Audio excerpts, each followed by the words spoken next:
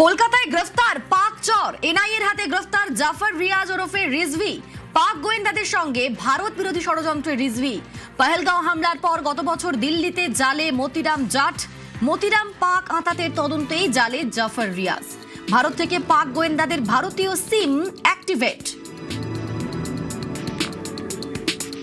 এই মুহূর্তে আমাদের সঙ্গে সরাসরি রয়েছেন প্রতিনিধি অমিত। অমিত, এই জাফর রিয়াজ ওরফে রিজভি, এই ব্যক্তি কে, তার পরিচয় এবং কিভাবে সে ভারত বিরোধী ষড়যন্ত্র করতো, তার গতিবিধি কি ছিল, কি কাজ করতো, সে কি অভিযোগ? দেখো, জাফর রিয়াজ ওরফে রিজভি এর আগেও একইভাবে আমাদের দেশের নিরাপত্তা এবং প্রতিরক্ষা সংক্রান্ত তথ্য পাকিস্তানের গোয়েন্দাদের কাছে তুলে দিয়েছিলেন এবং তাকে আগেও গ্রেপ্তার করা হয়েছিল এবং তিনি এর আগেও জেল খেটেছেন এই ধরনের কার্যকলাপ করার জন্য। গত বছর পেহেলগাঁওয়ের ঘটনার পর আমাদের দেশ জুড়ে বিভিন্ন অভিযান চালানো হয় এনআইএর তরফে। সেখানে বিভিন্ন পাক গোয়েন্দাদের সঙ্গে যোগাযোগ রাখা বা পাক গোয়েন্দাদের কাছে তথ্য পাচার করে দেওয়া, দেশের অভ্যন্তরীণ তথ্য পাচার করে দিচ্ছে, তাদের সন্ধান চালানো হচ্ছিল এনআইএর তরফে। সেই সূত্র ধরে কিন্তু এই জাফরকে গ্রেপ্তার করা হয়েছে। জাফরের কি কাজ ছিল এনআইএর তরফে দাবি করা হচ্ছে যে আমাদের দেশে বসে দেশের সিম এখানে অ্যাক্টিভেট করে পাকিস্তানের যারা গোয়েন্দা রয়েছে তাদেরকে সেই সিম বা মোবাইল নাম্বার তুলে দেওয়া এবং সে পাকিস্তানের মাটিতে বসে আমাদের ভারতীয় নম্বরকে কাজে লাগিয়ে আমাদের দেশের বিভিন্ন স্পাই বা চক্রের সঙ্গে যোগাযোগ করে তারা আমাদের দেশের অভ্যন্তরীণ সমস্ত কিছু তারা তুলে নিতেন বা তারা জানার চেষ্টা করতেন। সেই সূত্র ধরে এই জাফরকে গ্রেপ্তার করা হয়েছে। জাফরের বিরুদ্ধে অভিযোগ যে আমাদের দেশের বিভিন্ন অভ্যন্তরীণ তথ্য তিনি পাচার করেছেন পাক গোয়েন্দাদের কাছে এবং একই সঙ্গে দেশের মাটিতে বসে আমাদের ভারতীয় সিম অ্যাক্টিভেট করে পাক গোয়েন্দাদের কাছে ওটিপি তুলে ধরে সেখানে হোয়াটসঅ্যাপ অ্যাক্টিভেট করিয়ে এবং সেই হোয়াটসঅ্যাপের মাধ্যমে আমাদের দেশের বিভিন্ন গুপ্তচর যারা রয়েছে তাদের সঙ্গে পাকিস্তান গোয়েন্দারা যারা ছিল তারা যোগাযোগ রাখতো। সঙ্গে থাকো অমিত। পাক গোয়েন্দাদের সাহায্য করতো চর জাফর রিয়াজ।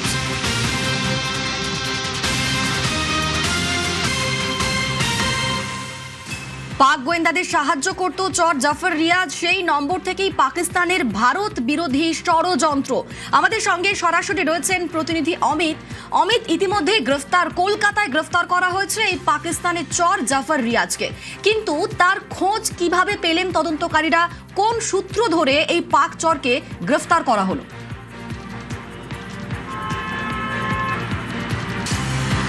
গত বছর পেহেলগাঁওয়ের ঘটনার পর এনআইএর তরফে যে অভিযান চালানো হয়েছিল, যে ভারতীয় তথ্য পাক গোয়েন্দাদের কাছে পাচার করে দেওয়া হচ্ছে, সেই সূত্র ধরে দিল্লিতে গ্রেপ্তার করা হয়েছিল সিআরপিএফের একজন এএসআই মতিরাম জাটকে। সেই জাটের সূত্র ধরেই এই জাফরের খোঁজ পান গোয়েন্দারা। কিভাবে পাওয়া গেল সেটা এনআইএ কর্তারা যে দাবি করছেন যে মতিরাম জাট যে সমস্ত হোয়াটসঅ্যাপ নম্বরের সঙ্গে কানেকশন রাখতেন পাকিস্তান গোয়েন্দাদের সাথে, সেই সমস্ত নম্বর অ্যাক্টিভেট করা হয়েছিল ভারতে বসে এবং সেই সমস্ত হোয়াটসঅ্যাপ নম্বর অ্যাক্টিভেট করার ক্ষেত্রে জাফরের যোগ উঠে আসছে। কারণ জাফর সেই সমস্ত হোয়াটসঅ্যাপ নাম্বার অ্যাক্টিভেট করা ওটিপি শেয়ার করেছিলেন পাক গোয়েন্দাদের কাছে এবং সেই সমস্ত নম্বর থেকে মতিরাম জাটের সঙ্গে যোগাযোগ রাখতেন পাকিস্তানের গোয়েন্দারা এবং সেই নম্বরগুলো সূত্র ধরেই এই জাফরের সন্ধান পাওয়া যায়। জাফরের খোঁজ চালানো হচ্ছিল এতদিন ধরে এনআইএর তরফে, তার বিরুদ্ধে লুকআউট নোটিশ জারি করা হয়েছিল। অবশেষে জাফরকে কিন্তু গ্রেপ্তার করতে সমর্থ হয়েছে এনআইএ এবং জাফর এর আগেও একইভাবে আমাদের দেশের বিভিন্ন অভ্যন্তরীণ নিরাপত্তা বিষয়ক এবং ডিফেন্স বা প্রতিরক্ষা বিষয়ক তথ্য কিন্তু পাকিস্তান গোয়েন্দাদের কাছে পাচার করছেন।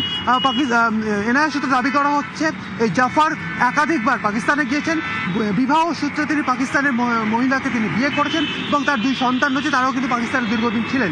সেই এবং পাকিস্তানে যাতায়াতের সুবাদেই পাকিস্তানের গোয়েন্দারা এই জাফরকে কাজে লাগিয়েছিলেন দেশের মাটিতে এসে বা ভারতে এসে ভারতীয় সিম অ্যাক্টিভেট করে সেখানকার গোয়েন্দাদেরকে প্রোভাইড করা এবং ওটিপি শেয়ার করে সেখানে হোয়াটসঅ্যাপ অ্যাক্টিভেট করা এবং হোয়াটসঅ্যাপ অ্যাক্টিভেট হলে সেই সমস্ত হোয়াটসঅ্যাপ ব্যবহার করে ভারতীয় বিভিন্ন জনকে কাজে লাগিয়েছিলেন। কারণ পেহেলগাঁও ঘটনার পর আমরা দেখেছিলাম একের পর এক গুপ্তচর যাদের তথ্য সামনে এসেছিল,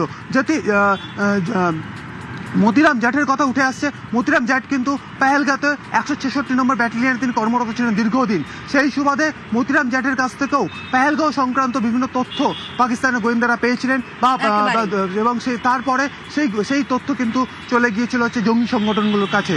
এইভাবে কিন্তু জাটের সূত্র ধরেই তার খোঁজ পায় তদন্তকারীরা। ধন্যবাদ। গত বছর পাক যোগে জালে সিআরপিএফ এর এএসআই মতিরাম জাট, মতিরামের সূত্রে ষড়যন্ত্রের লিঙ্কে কলকাতায় তদন্ত চালায় এনআইএ, কলকাতা বন্দরের মোমিনপুরে তল্লাশি চালায় এনআইএ। মতিরামের সঙ্গে একাধিক ব্যাংক অ্যাকাউন্টে লেনদেন, এক ট্রাভেল এজেন্সি, মানি এক্সচেঞ্জ ব্যবসায়ীকে জিজ্ঞাসাবাদ। 2025 থেকেই এক সন্দেহভাজনের খোঁজ চালাচ্ছিল এনআইএ, আর সেই সন্দেহভাজনই ধৃত জাফর রিয়াজ ওরফে রিজভি।